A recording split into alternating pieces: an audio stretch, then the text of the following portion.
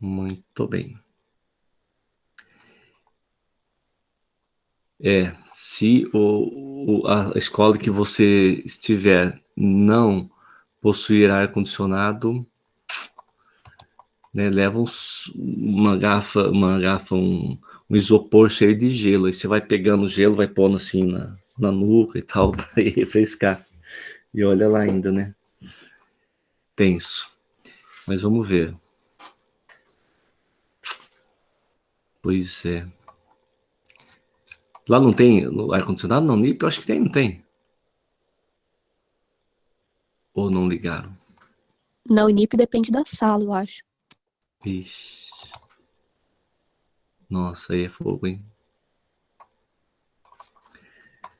Rezem para cair numa sala fresca ou que chova no dia, que pelo menos refresca. E vai ser em janeiro, né? Janeiro é bem quentão. Vejamos. Queridos, então hoje, dia 16, nesta segunda parte da aula, nós vamos começar a estudar o livro Angústia, do Graciliano Ramos. É um livro que, embora seja denso, ele é menos complexo, no meu entender, do que o Nove Noites, né? Porque o Nove Noites levanta lá um monte de suposições e a gente não sabe se chega a algum lugar com essas suposições que são levantadas, tá bom? E, e é um livro, assim, que embora haja essa densidade, é uma coesão que facilita a compreensão, tá? Então, eu postei lá para vocês o material no Word, né? Que eu sei que tem aluno que gosta de imprimir, anotando e tal. E depois, os slides são basicamente baseados no Word e tem algumas diferenças apenas, tá? Então, vamos abrir aqui. Cá está. Então, o livro chama-se Angústia, é do nosso escritor Graciliano Ramos, do modernismo brasileiro, tá? E há algumas semelhanças com Nove Noites que eu vou mencionar e já fazer um diálogo entre as obras, tá bom? Aqui nós temos uma biografia do Graciliano que, mais do que falar do autor, é mencionar o que há de comum na biografia dele e no livro, tá? Bom, então, a primeira informação é curiosidade. Primeiro de 15 filhos, tá? Então, imagina a responsabilidade, né, que acabou recaindo nas suas costas, porque quer não, numa família muito grande, os primeiros filhos têm o dever de cuidar dos mais novos, né? É um costume aí próprio do Brasil. E ele foi visto sempre como um sujeito difícil, taciturno, introspectivo, muito sério, né? As imagens que se tem dele é de um rapaz muito fechado, né? Próprio de uma personalidade assim austera. E ele foi revisor e redator de jornais como Correio da Manhã e à Tarde, jornais do Rio de Janeiro. Ele foi prefeito de uma cidadezinha lá de Alagoas, chamada Palmeira dos Índios, durante 2 anos. E depois ele abandona esse cargo de prefeito por desgosto, né, por não se encaixar na burocracia política e aqueles conchavos todos que são necessários. De 30 a 36, em Maceió, ele dirige a imprensa e instrução do estado de Alagoas, embora ele não seja formado assim em curso superior. Ele é um cara muito culto, muito inteligente. Aqui já temos uma informação que nos ajuda no livro. Dirigir a imprensa e a instrução de Alagoas durante 6 anos significa que ele desempenhou um cargo de funcionário público, né, de alto escalão, mas um funcionário público. E isso tem a ver com o livro, porque o personagem Luiz da Silva é um burocrata, tá? É um burocrata, é um funcionário público. E a sua situação de burocrata nos leva a perceber que o Graciliano o coloca nessa situação porque ele conhecia muito bem, tá? Então, isso dá maior verossimilhança na obra, né? Porque não é que ele imaginou uma cena de um personagem, funcionário público, não. Ele conheceu, né? Ele esteve a par desse tipo de atividade. Em 1937, ele foi acusado de subversivo e comunista, passa 10 meses na cadeia e, nesse tempo, ele escreve o livro Memórias do Cárcere, tá? O fato de ele ser comunista vai já estar presente no livro, porque o livro é de 1936, tá? Então não tem como não perceber evidências do comunismo nesse livro. E isso, para quem já leu, é perceptível no olhar do Luiz da Silva em direção à sociedade burguesa. É um olhar de menosprezo. Tá? Ele não concorda com a sociedade burguesa, ele tem um asco mesmo, tá? Então, é um dos reflexos aí comunistas na obra. Em 45, ele vai se filiar ao comunismo, em 52 ele viaja para a Rússia, para países comunistas, e registrou isso no livro chamado Viagem, de 54. Suas obras foram traduzidas para o russo, francês, inglês e alemão, ou seja, é um escritor de projeção internacional, de reconhecimento internacional, então alguém de qualidade. E ele morre em 53, vítima de câncer. Ele fumava muito. E o personagem Luiz da Silva fuma muito também, tá? É uma outra semelhança. E o personagem Luiz da Silva escreve artigos para jornal, como o Graciliano também escreveu, tá? Então é uma outra semelhança.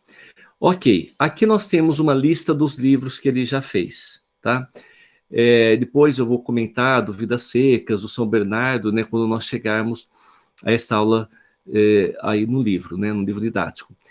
Mas aqui chama atenção o fato do livro ser de 36, é um livro do início da carreira do Graciliano, mas em 36 ele já tinha 44 anos.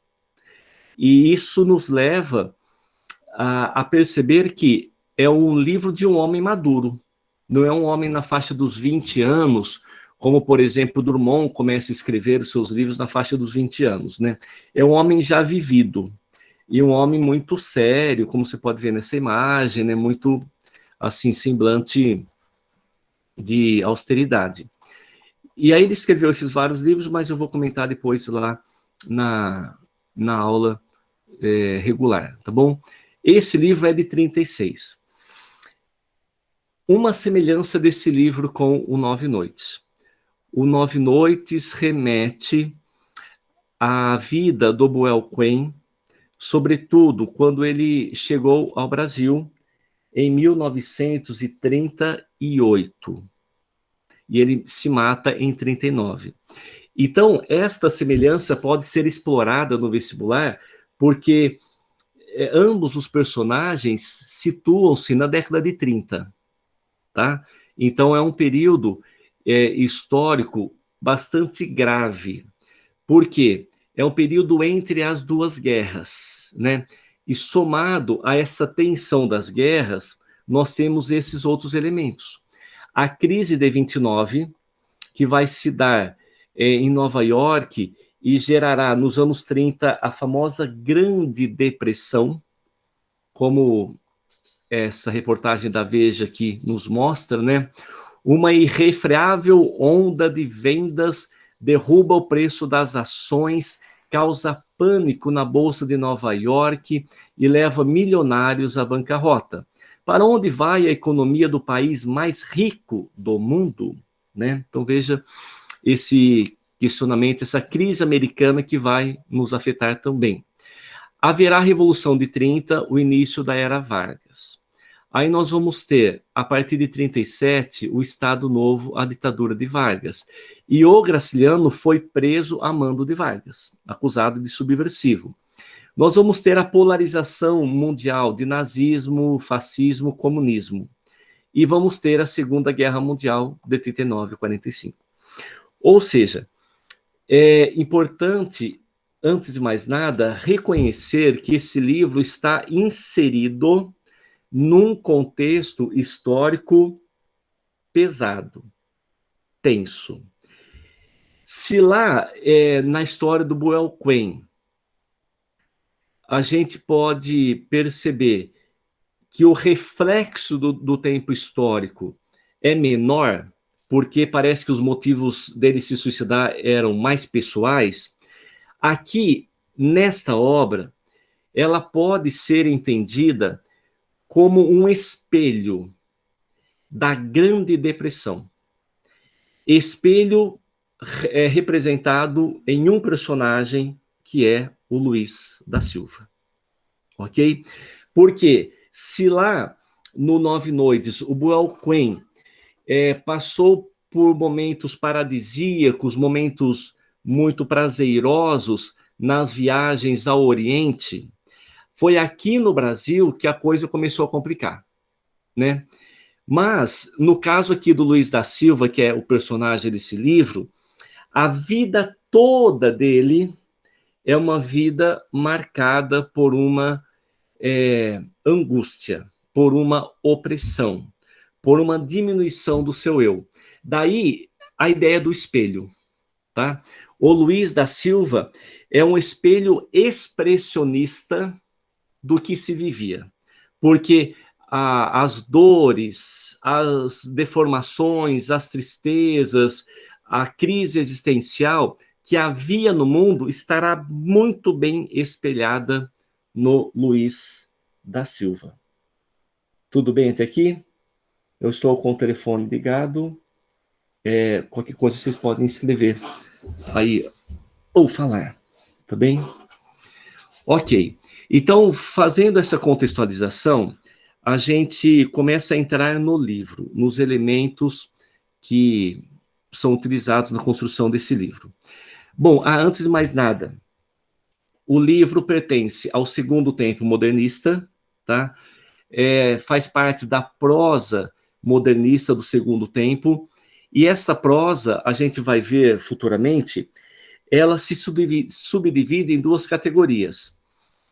Uma categoria de denúncia social, cujo exemplo mais bem acabado é Vidas Secas, tá? Que fala da seca, da fome, do coronelismo, da exploração. Ou nós temos essa categoria intimista e psicológica, em que autores como esses daqui vão retratar. E o Graciliano retrata em Angústia. Tá? Então, o Graciliano não é à toa que é considerado o melhor prosador dos anos 30, porque a obra dele tem essa amplitude de ter um caráter social, mas também ter um caráter psicológico. Tá? Então, a título de curiosidade, por exemplo, o Ciro dos Anjos, nessa obra O Amanuense Belmiro, ela fala de um burocrata, do desgosto também de um burocrata, assim como nós vamos ter no Angústia. E Os Ratos vai mostrar a angústia de um pai de família que estava devendo para o leiteiro, e o leiteiro ameaçou que se a dívida não fosse paga, não entregaria mais leite. E aí o livro mostra toda a trajetória desesperadora desse pai para poder juntar o dinheiro e pagar o leiteiro. E aí ele vai vender coisas de casa, vai fazer rifa, vai pedir dinheiro emprestado, vai fazer das tripas coração. Até que ele consegue todo o dinheiro, assim, no dia anterior ao pagamento, meia-noite, ele chega em casa. Chega em casa cansado pra caramba de ter rodado a cidade toda para juntar o dinheiro, mas aliviado ao mesmo tempo, porque afinal conseguiu o dinheiro. No entanto, ele deixa o dinheiro sobre a mesa e à noite ele escuta uns barulhos, levanta para ver o que está acontecendo e ratos estavam comendo aquele dinheiro. E aí o personagem fica tão desesperado que não vai poder pagar o leiteiro, que ele se mata. Então, olha a angústia, olha a carga psicológica pesada aí, para efeito, né, de ilustrar essa forte tendência, né? E por quê? Os anos são tensos e são densos também, ok? Fechou. Agora sim entramos em Angústia. Primeira coisa, é muito significativa. É um romance de tom confessional, ou seja, vai nos mostrar uma confissão. E o que é uma confissão? É uma coisa íntima, né? Um segredo que você guarda só consigo. E de repente, num certo momento, você sente vontade de falar, de pôr para fora. E é o que vai acontecer nesse livro. Um personagem que não aguenta mais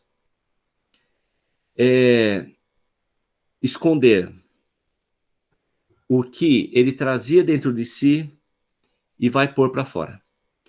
E o que ele trazia dentro de si era um desgosto muito grande, desde a infância. E esse desgosto só foi aumentando ao longo da adolescência e da fase adulta, até que no ápice ele comete um ato que contraria a sua moral, os seus costumes. E ele se arrepende. E nesse arrependimento, ele sente necessidade de confessar. Então, é um livro de confissão. E como vocês podem ver, é um livro em primeira pessoa. Aqui, nós temos um caráter que devemos pensar um pouquinho. Não, eu vou falar no outro slide, né? Não vamos misturar as coisas ainda. Concentrando aqui, ó. Então, é um livro de caráter confessional, intenso e memorialista. Ele vai trazer lembranças da sua infância. Pertence a uma trilogia formada por Caetés e São Bernardo. E essa narrativa se parece a um diário íntimo, tá? Como antigamente, né, as meninas tinham, sobretudo, um diário em que elas registravam os seus segredos, né? Então, a paquerinha, o bilhetinho, o rapazinho que ela achava bonito e tal, né? Eu não sei se alguém aí teve diário quando era criança. Hoje, né, com o mundo tecnológico, os diários perderam aí um pouco o sentido. Mas eu sei que o Inácio teve lá. Na Viver, eles cobram diário. Não cobra, Inácio?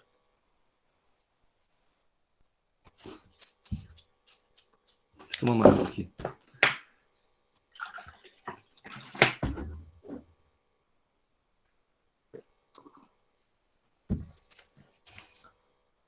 Felipe, não? Ah, não cobra mais, Inácio? Antigamente cobrava. Bom, mas você sabe a ideia do diário, né? O diário é um caderno particular, pessoal, só seu.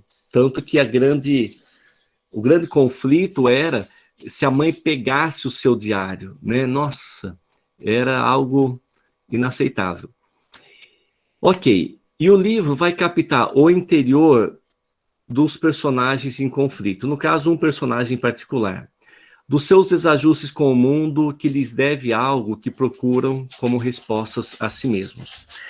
Exemplo, o que o mundo deve a nós? Muitas coisas. Porém, talvez uma das mais importantes chama-se liberdade. Porque a gente vive numa sociedade democrática em que a liberdade deveria ser, assim, recorrente. Mas vocês sabem que se vocês agirem bem livremente, falarem o que der na telha, as reações que vocês receberão serão muito absurdas. Do tipo assim, a gente não vive numa sociedade tolerante. Nós vivemos numa sociedade judicativa. Então, assim, somos democratas, permitimos a livre manifestação das ideias. Permitimos, entre aspas. Porque vai você falar algo, por exemplo, contra o governo, vai ter aqueles que vão te dar pedrada. É inevitável. Vai você defender a esquerda, idem. E assim vai. Né? Vai você, por exemplo, expor os seus desejos mais íntimos. Nossa, você vai ser rotulada, né, da maneira mais absurda e tosca possível.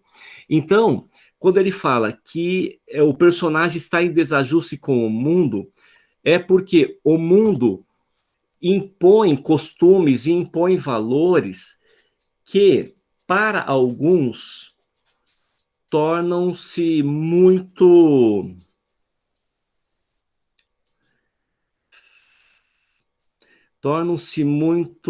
graves, tornam-se muito opressores, né? Então, por exemplo, um gay, né?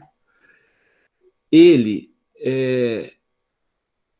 sente que esse é o caminho, né? Ele sente que esta é a sua liberdade, essa é a sua felicidade. Ele vai encontrar reconhecimento nos seus pares, né? De maneira geral. Agora, a sociedade vai olhar meio torto, né? Então, isso que nós somos obrigados a interagir com a sociedade, tem gente que passa batido, né? Então, tipo, eu não vou ficar jogando pérolas aos porcos, não vou ficar falando, dando minha opinião política, porque depois eu vou ter que justificar para ignorantes, idiotas e bestas, então eu prefiro, né, falar com quem eu quero, né? É uma atitude, mas eu posso ter uma mente tão revoltada que eu penso assim, eu vou falar mesmo e foda-se. E aí o que acontece? Eu vou tomar pedrada, pedrada, pedrada, e essa pedrada vai me angustiar.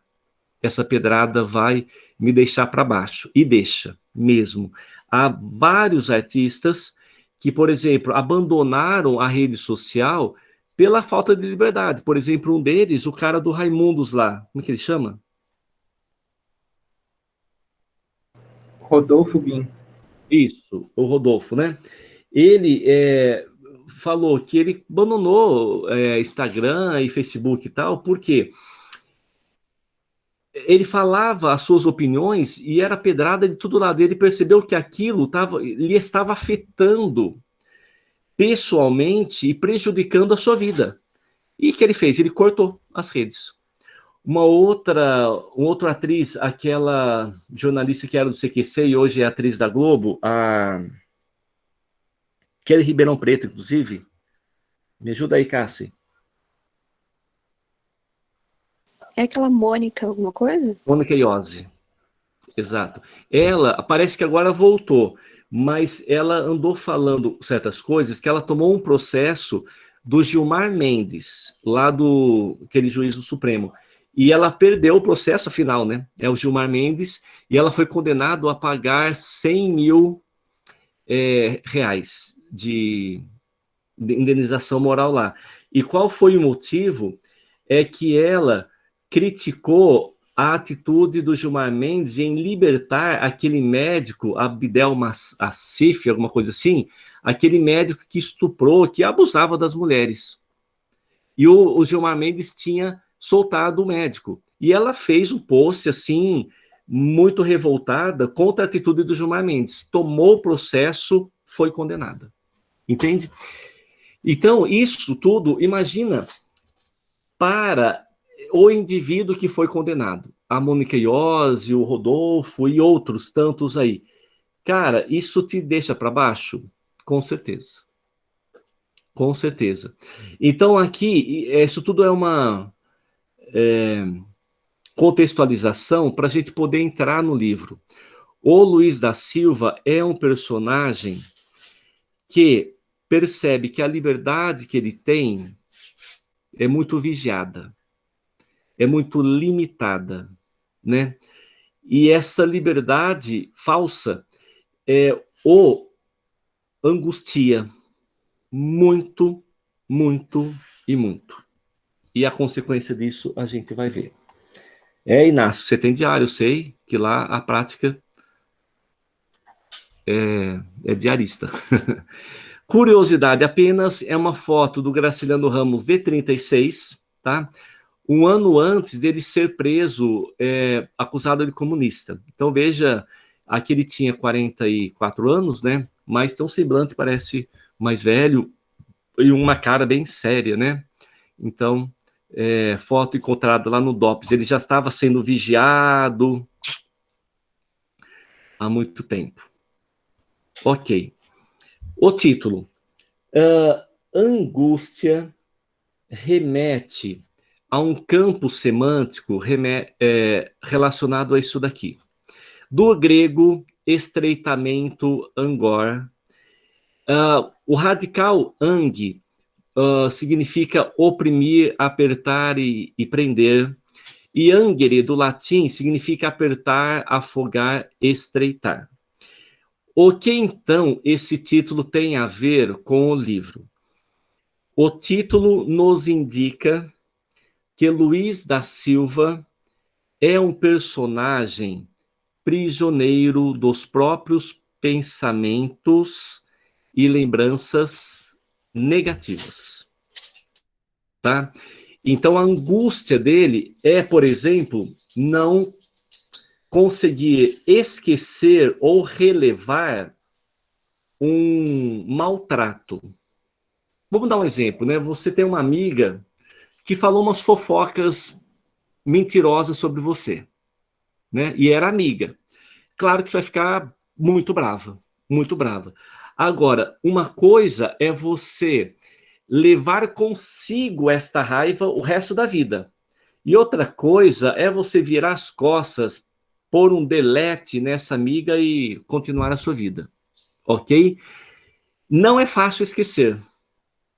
Sobretudo, aqueles que nos prejudicaram. Realmente não é fácil.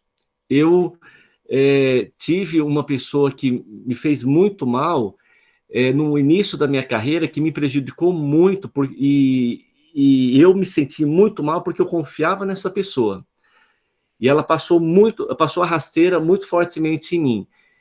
Durante muitos anos, a pessoa estava engasgada, eu tinha que falar. Aquela filha de uma boa mãe, aquela isso, aquela aquilo, né? Então, me magoou muito. Agora, né, dissolveu, graças a Deus.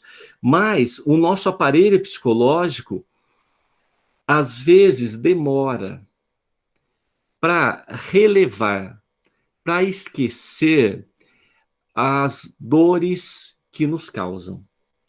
E, gente, aqui vale um conselho de alguém um pouquinho mais velho que vocês. Nós temos que relevar sempre, a cada instante.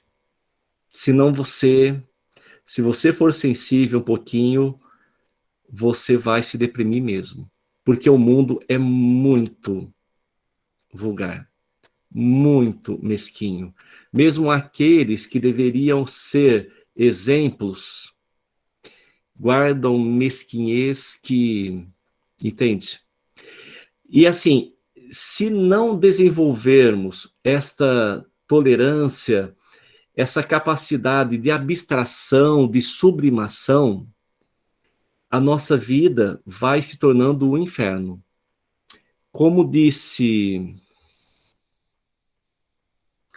eu acho que foi o Gandhi, que falou assim, que o ódio é um veneno que você toma pensando em prejudicar o outro. Então, o ódio que você tem contra o outro só causa prejuízo maior em você, né? Então, o ódio é um veneno que você toma esperando envenenar o outro. Mas quem está envenenado é você, né? Com esse sentimento tóxico. Então, no caso, o personagem, ele vive um estreitamento, uma opressão da cabeça dele. Da cabeça dele. Ele não é alguém que procurou desenvolver a astúcia, a malandragem e viver da forma que foi possível, né? Sem se frustrar, sem se angustiar, né? Então, se hoje alguém me prejudica, e né, pode acontecer a qualquer momento, eu tô calejado, essa palavra. Eu tô calejado. O efeito disso sobre mim vai ser muito menor do que quando, né, eu era mais novo e mais sensível. Ok? Então, tá claro o porquê do título? Personagem preso dele mesmo, das mágoas, dos ressentimentos, das lembranças.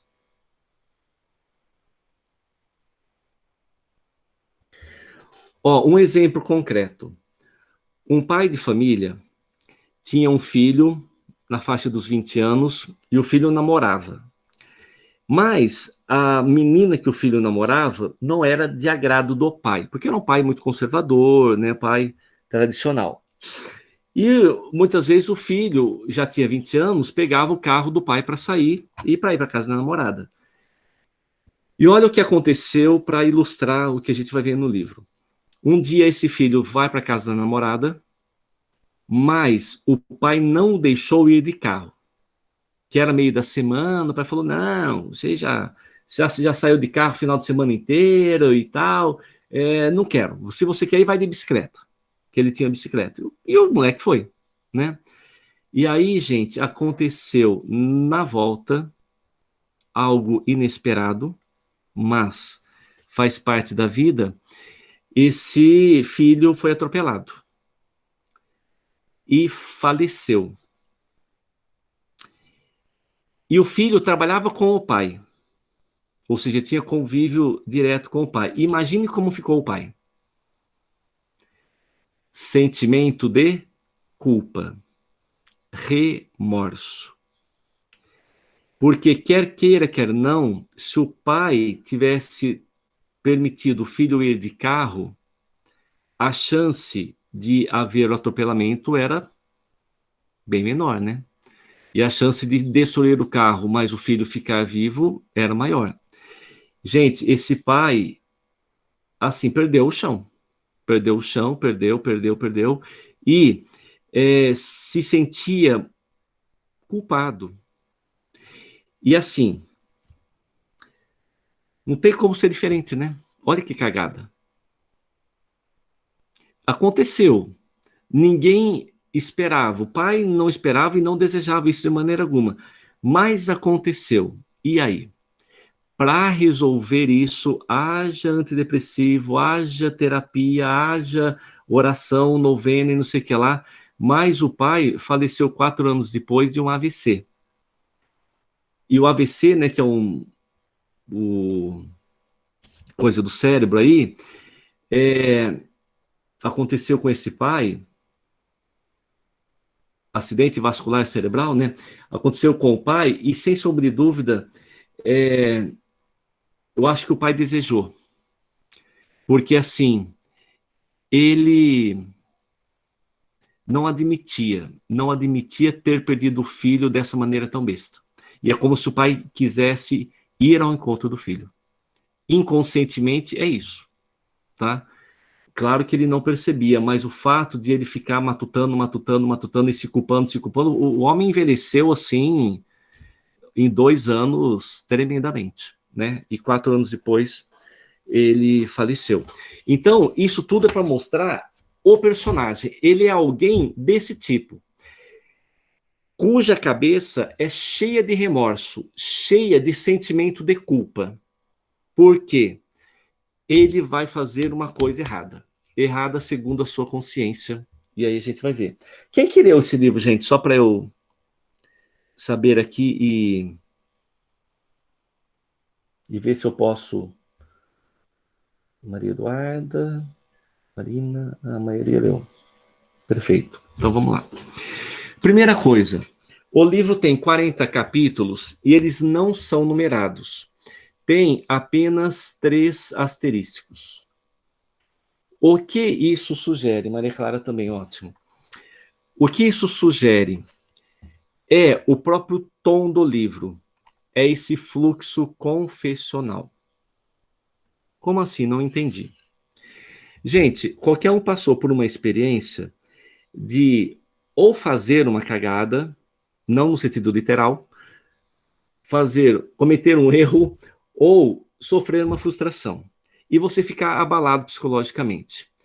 Gente, num estado de abalo e você necessitar falar com alguém, você vai conseguir falar 1 minuto? Aconteceu isso, meu namorado me traiu, que chato, né? Você vai falar 1 minuto? O abalo psicológico vai fazê-lo, vai fazê-la assim, falar tudo. Tudo, tudo, tudo. Nossa, por que que ele me traiu? Nossa, a gente foi viajar para tal lugar, a gente fez isso, a gente fez aquilo. Então, o abalo emocional leva naturalmente o indivíduo a pôr tudo para fora. E pôr de que forma? Caótica, alucinada e aleatória. Quem nunca foi numa festa na Facilpa, por exemplo, pessoal de Lençóis, né?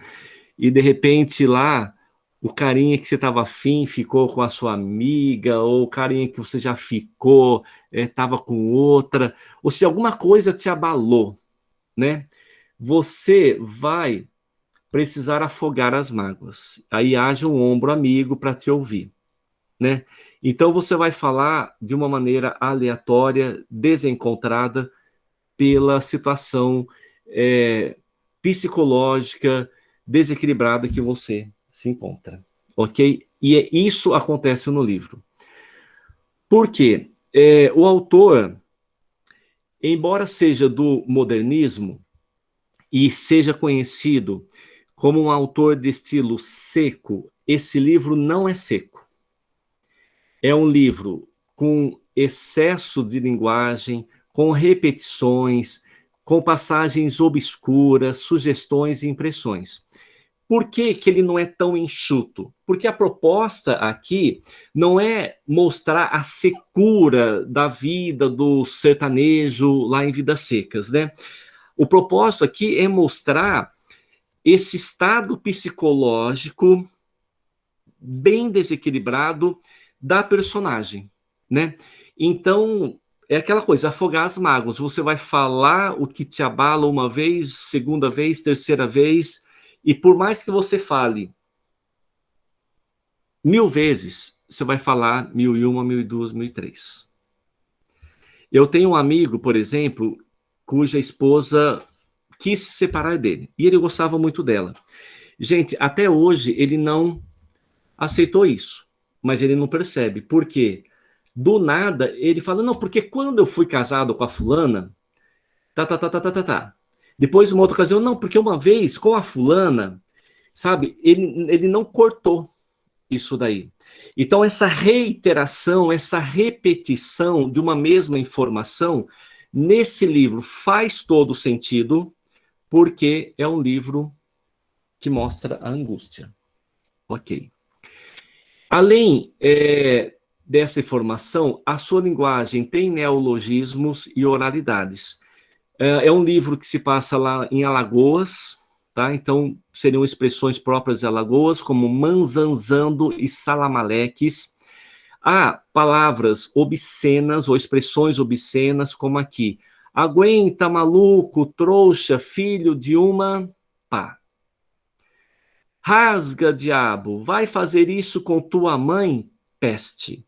Então, o uso do palavrão tirando aqueles casos em que a pessoa é desbocada por natureza, tem gente que, né, tudo usa palavrão.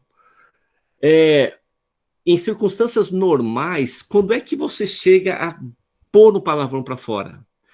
Quando alguma coisa te afetou, né? Quando alguma coisa te machucou. Aí você fala, aquela filha de uma boa mãe, né? Então, a obscenidade, nesse livro, tem a ver com o estado de tensão psicológica do personagem. Além disso, digressões, metalinguagem e subjetivismo, sendo que é uma obra em que o narrador-personagem conversa com ele mesmo. É como se ele precisasse pôr para fora tudo o que o abalava internamente. E como ele vai pôr para fora? Escrevendo. Tá? A escrita desse livro é o ombro amigo que ele não tem.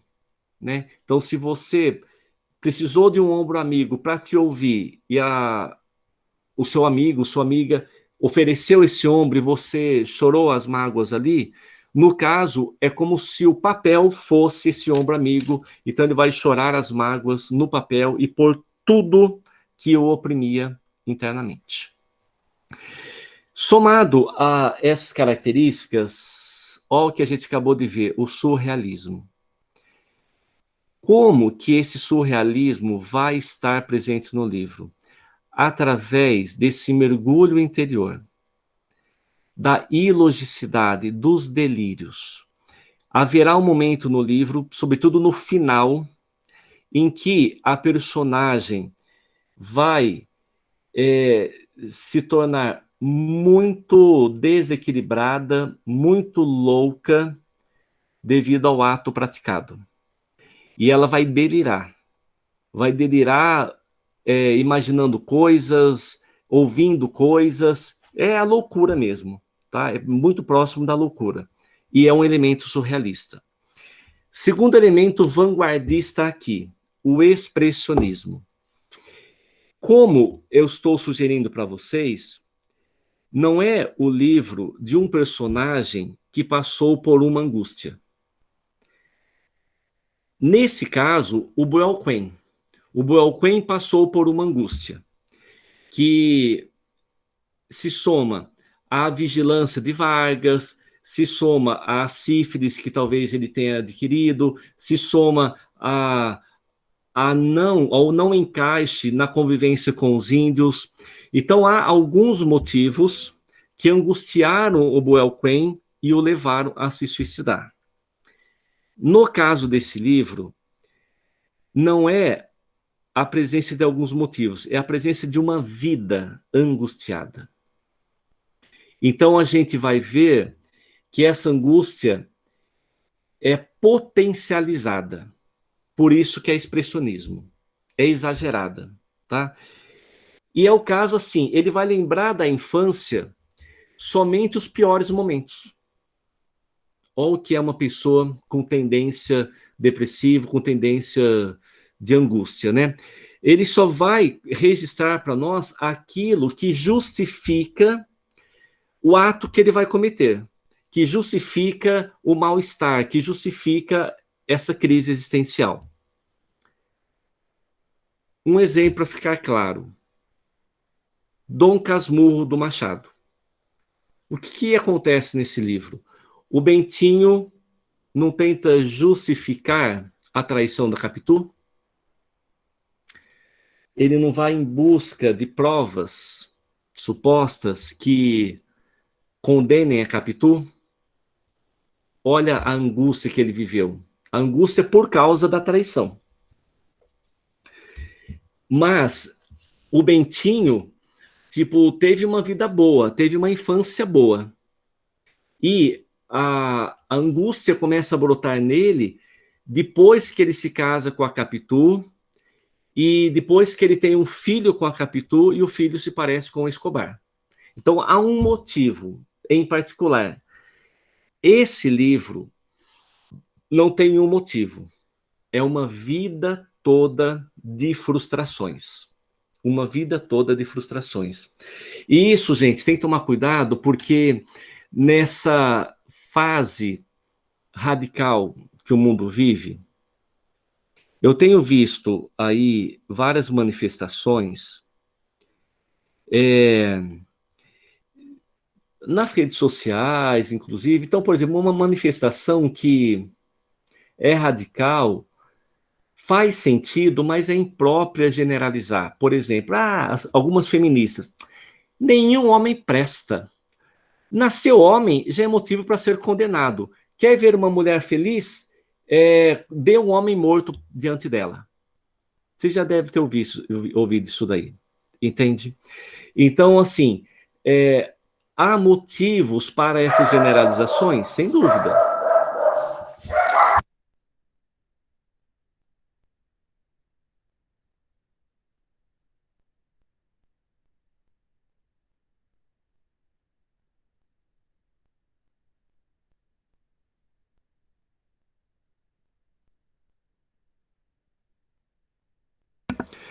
Então, assim, eu não discordo do motivo. Por quê? A gente vem de uma sociedade em que o machismo é estrutural. Agora, quando uma feminista ela se considera feminista e ela passa por uma generalização desse tipo, ela está repetindo o mesmo pensamento machista, de superioridade, tipo, nós homens somos melhores que as mulheres. Então, o verdadeiro feminismo, e né, vocês sabem melhor do que eu sobre isso, é aquele que prega a igualdade, que defende a igualdade, todos têm o direito, ninguém é melhor que ninguém, todos têm a sua contribuição, né? E então, no caso, uma pessoa que tem um pensamento generalizante, ela não percebe, mas ela está vivendo uma crise psicológica muito grande. Entende? Será que nenhum homem presta? Será que o Felipe não presta? Será que o Inácio não presta? Será que o Jonas não presta, que acabou de sair da aula? Gente, toda regra tem exceção. O mundo apresenta pessoas que são más, que são autoritárias, são opressoras, sem sombra de dúvida. Não, não vamos ser ingênuos aqui. Agora, quando eu generalizo, eu me prendo no pensamento generalizador que eu mesmo crio. Lembra lá do ódio? Do veneno que você quer que o outro se envenena, mas é você que está se envenenando? Eu estou falando isso como exemplo porque o Luiz da Silva é um cara radical. Ele só vai ver o lado negativo da sua vida. Entende? Ah, eles seriam doentes? Sim, sem dúvida. É um caso de doença psicológica, né? Porque, gente, a vida tem pelo menos dois lados. E se eu só vejo aquilo de ruim que eu passei, só me alimento dessas coisas ruins, pelo amor de Deus, a vida perde totalmente sentido, tanto que ele vai chegar a um caso extremo aí de atitude. Gente, se vocês discordarem de mim, vocês têm toda a liberdade de expor a opinião de vocês, não se sintam de maneira alguma, pelo amor de Deus, que eu seja o dono da verdade. Eu estou fazendo uma leitura, né, do livro com a vida para efeito de esclarecimento aí. Mas sintam-se à vontade. Ok? Deixa eu tomar uma água.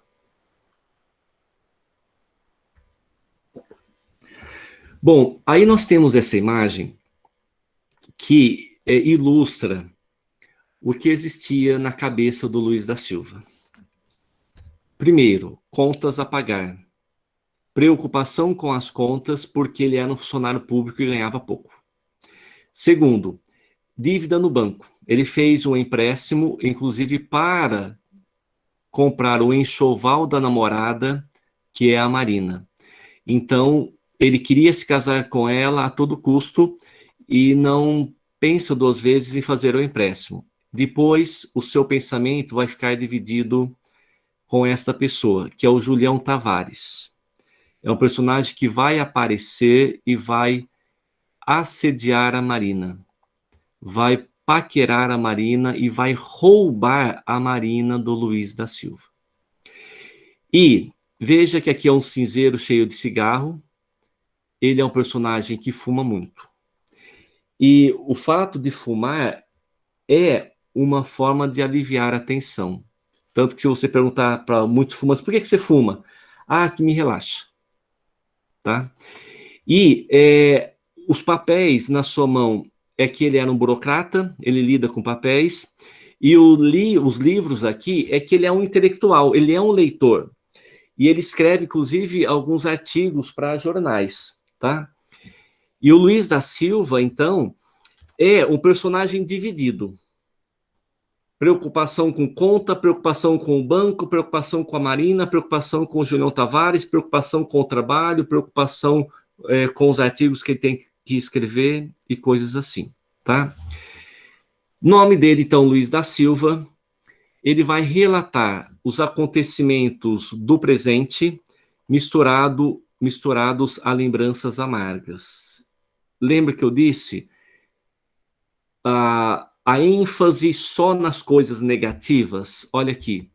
A infância desolada, o isolamento, o sentimento de inferioridade, as necessidades físicas, sinônimo de sexuais, as urgências emocionais, ser compreendido, ter amigos, ou seja, é um encadeamento de frustrações, tá?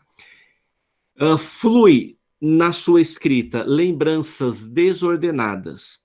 O pensamento navega solto ao sabor das lembranças. Ou seja, ele fala de algo do presente, mas de repente vai falar de algo da infância, depois volta para o presente, depois fala da adolescência.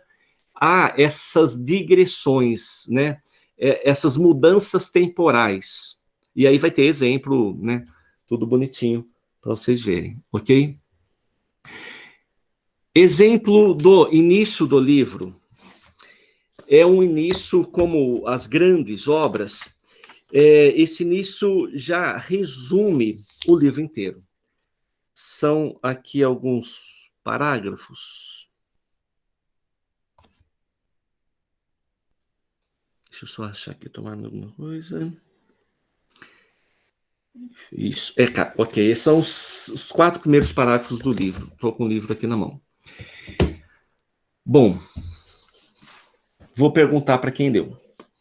Levantei-me há cerca de 30 dias, mas julgo que ainda não me restabeleci completamente.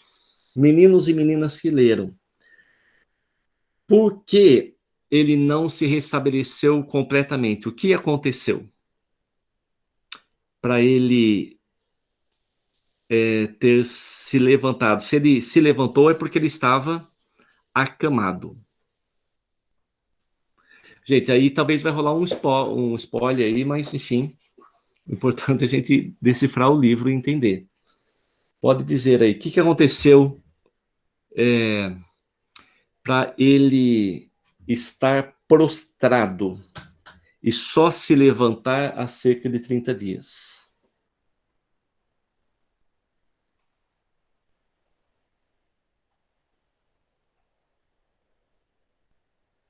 Muito bem, Marina, exatamente. Olha que interessante. Esses primeiros parágrafos, você só entende o sentido dele depois que você leu o livro inteiro. Então, veja a questão de você ter paciência para ler um livro, não uma vez, mas 2 ou 3, porque numa releitura você vai percebendo os vínculos. E aí, como as meninas já leram, elas falaram. Por que ele estava prostrado? Ele cometeu um assassinato. Quem ele matou? Esse Julião Tavares, que aqui está representado nessa foto, tá? E aí, depois que ele matou o cara, ele sentiu-se culpado, porque ele não era um bandido, ele era um intelectual, ele era um funcionário público e era um escritor também. Então ele tinha uma vida assim racional, e cometer um assassinato lhe causou a pior coisa que poderia causar: a prisão dele nos pensamentos condenadores dele. Se ele fosse preso, a dor seria menor. Porém, acontece a pior coisa. E aqui o texto fala, ó. Levantei-me há cerca de 30 dias, mas julgo que ainda não me restabeleci completamente. Das visões que me perseguiam naquelas noites compridas, umas sombras permanecem, sombras que se misturam à realidade e me produzem calafrios. Noites compridas, noites em branco, ou seja, noites sem sono. Por quê? Pensando no que ele cometeu, o assassinato. Aí ele fala, umas sombras permanecem. O que significa essa sombra? Sentimento de culpa.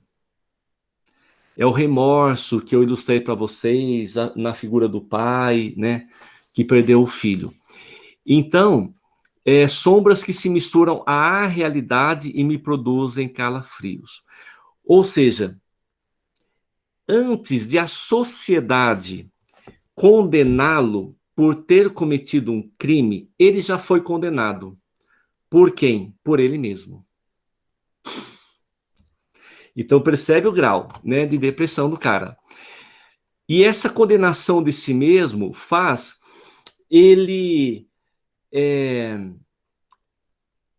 projetar este remorso, esta dor ao externo dele, como nesse caso, ó. Há criaturas que não suporto, os vagabundos, por exemplo.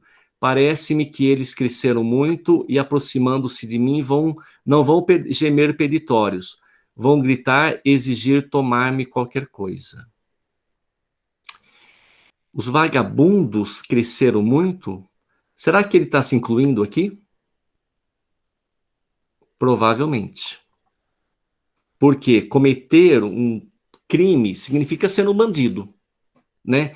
E bandido e vagabundo, o sentido é muito próximo, né? Então, quando ele fala, olha, que eu não suporto os vagabundos, ele não está suportando ele mesmo diante do que ele fez. Tanto que ele fala, vivo agitado, cheio de terrores, uma tremura nas mãos que emagreceram, estado de perturbação mental. Sabe, primeira página, já está claro isso. É um perturbado, da primeira à última página. Entende? Então é um livro mais fácil de entender, porque é a mesma tinta cinzenta, tá? A mesma tinta cinzenta que vai ser desenvolvida ao longo do livro todo. As mãos já não são minhas, são mãos de velho, fracas, inúteis. Aqui, gente, remete ao envelhecimento que o remorso causa no indivíduo. Porque o remorso é como se fosse um veneno que se vai tomando, ai, a culpa é minha, a culpa é minha, a culpa é minha, a culpa é minha. A pessoa vai se matando, né? Então, por isso, as mãos são de velho, são fracas e inúteis. Aí fala, as escoriações das palmas cicatrizaram. Doutores e doutoras, o que significa escoriação? Me fale aí. O calor tá feio aqui, tomando água pra caramba.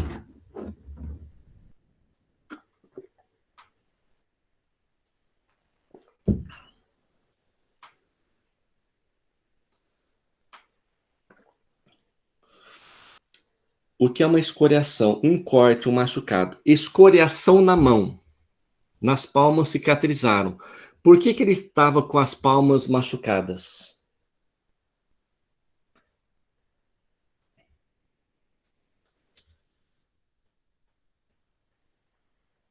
Exatamente. Foi porque ele matou o cara enforcado, como vocês podem ver aqui na imagem, por meio de uma corda. E esse Julião Tavares era um cara muito gordo, e ele matou o cara, enforcando o cara, e depois vai pendurar o cara numa árvore para dar a impressão que o cara tinha se suicidado. E para ele puxar, né, o peso do cara, ele tem que fazer muita força, tanto que até cortou a mão, a corda machucou a mão dele. Então veja, né, o quanto é importante saber o fim para entender o começo, e aí ler mais uma vez nos ajuda nesse sentido, tá? E esse mesmo trecho nos mostra o monólogo interior. Porque, ó, eu levantei-me, mas julgo que não me restabeleci, visões que me perseguiam. Veja, ele está falando só dele, né? Então é uma obra em que a primeira pessoa predomina do início ao fim.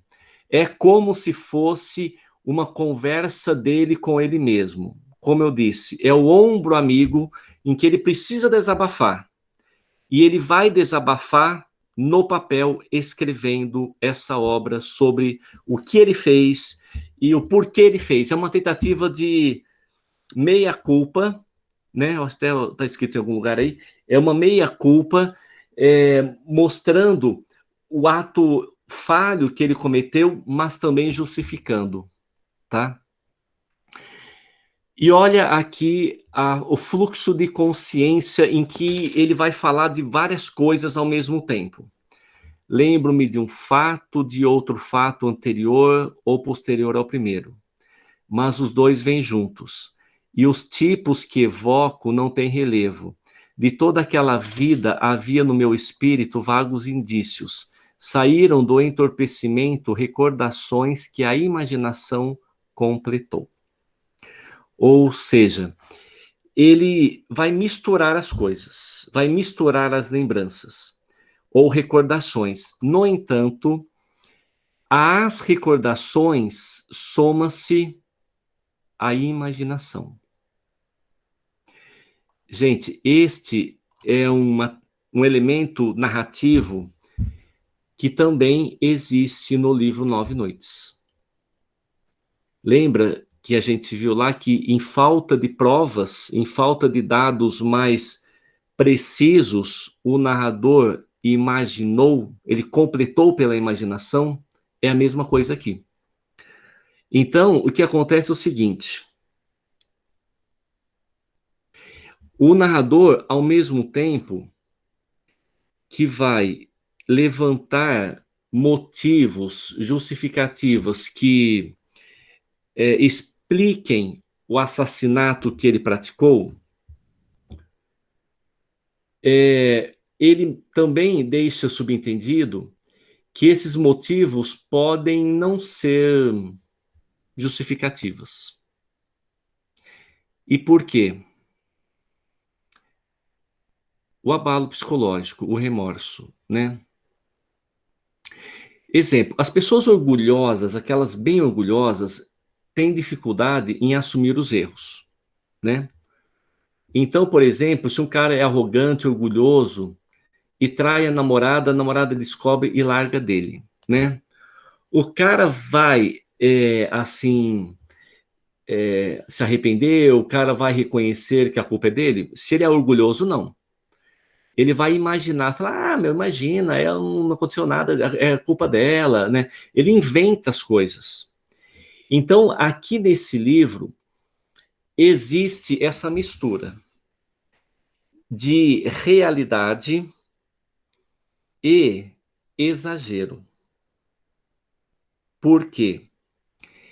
É aquilo que eu disse. A gente escolhe que atitude tomar. Se você quiser só ver o lado negativo da sua vida, você pode. Se você quiser fazer da sua vida uma ladainha de lamentações e lamentações e lamentações, você pode, é seu direito, mas aquilo vai ter justificativa? Não. Porque, gente, por pior que seja uma vida, há momentos alegres, né? Há flashes, vai falar, minha vida é uma merda completamente. Isto é um exagero que a pessoa só verbaliza se ela está perturbada aqui psiquicamente. E no caso, o narrador, o personagem, está perturbado. Entende? Tudo bem, gente? Só eu falo?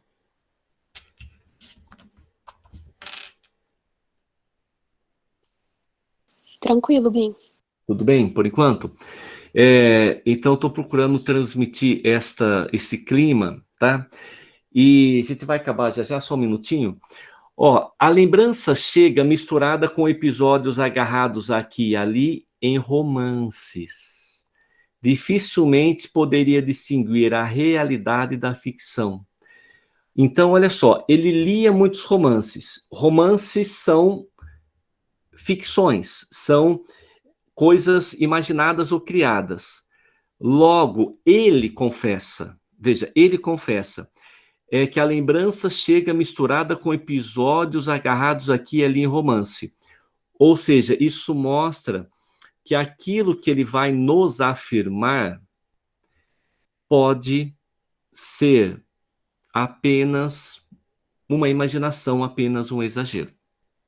Veja, dificilmente eu poderia distinguir a realidade da ficção. Então aí a gente tem um desafio que é o seguinte.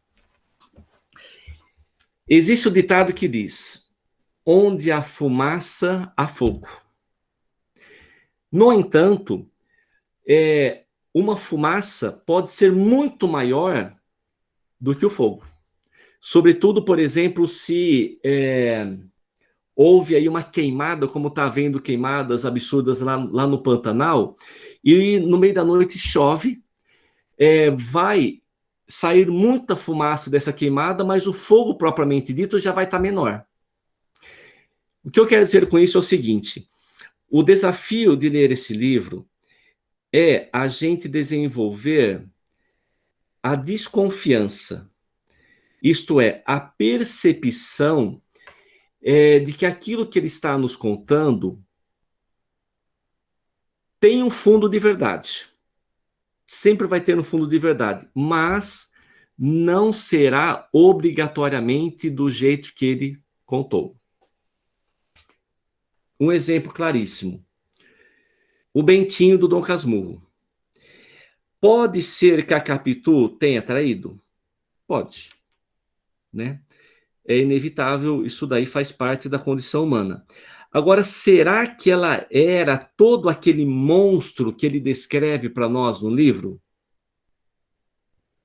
Aí, se você é perspicaz, você vai falar assim, ele está exagerando. E o exagero dele tem uma força maior, que é o fato de ele ser dono da verdade. É ele o narrador em primeira pessoa, a mesma coisa aqui. Então, o narrador em primeira pessoa, ele, por natureza, não é um narrador confiável, porque ele mostra só o seu ponto de vista. Nesse caso, ele torna-se menos confiável, porque ele afirma, ó, a lembrança chega misturada com episódios agarrados aqui e ali em romances. Dificilmente poderia distinguir a realidade da ficção. Ok? Então a ideia é o seguinte, para vocês poderem reler esse livro sem se angustiarem. Pensem assim, o escritor Graciliano Ramos quis escrever uma obra em que retratasse um indivíduo marcado pela frustração, marcado pela angústia, desde o nascimento.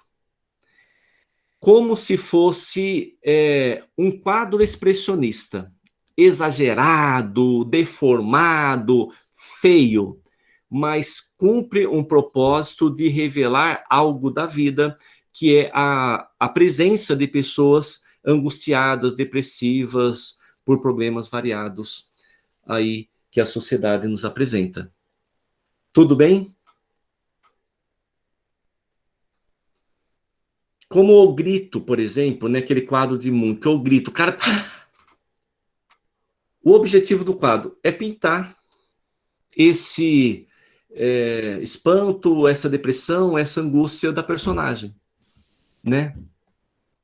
Então, dentro do modernismo, existe essa liberdade de falar sobre o que quiser, porém que se fale bem. Esse livro é um retrato psicológico muito preciso de um angustiado. Veja, de um angustiado, de alguém que tem a vida marcada pela angústia, e não de alguém que sofreu uma angústia, como no caso do Boelquen. Tudo bem, gente? Então, é até aqui que eu queria chegar. Depois a gente vai passar por tempo, aí a gente vai vendo outros lados do livro. Então, a minha parte que eu programei para hoje é essa. Se alguém tem algo para dizer, Giovana, diga, diga, diga, diga, diga.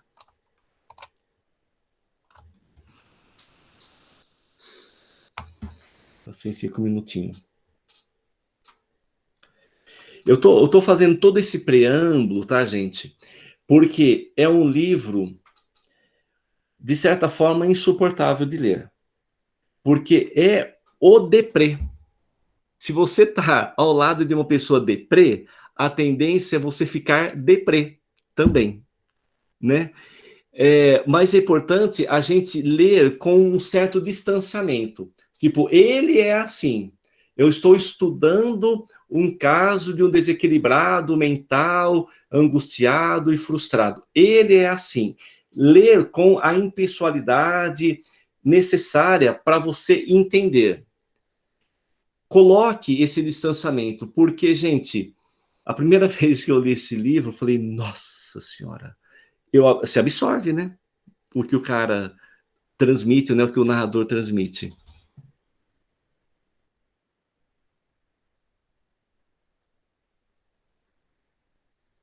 Exatamente. o narrador tem essa capacidade de mexer com o leitor, né?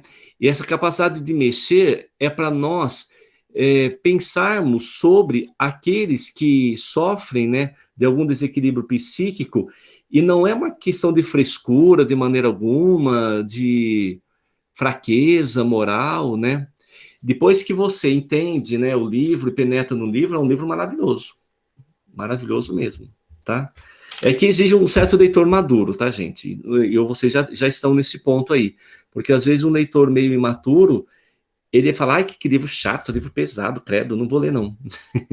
Enfim, a FUVEST quer leitores maduros, pessoas maduras para fazer um curso aí com maturidade também. Tudo bem? Então paramos por aqui.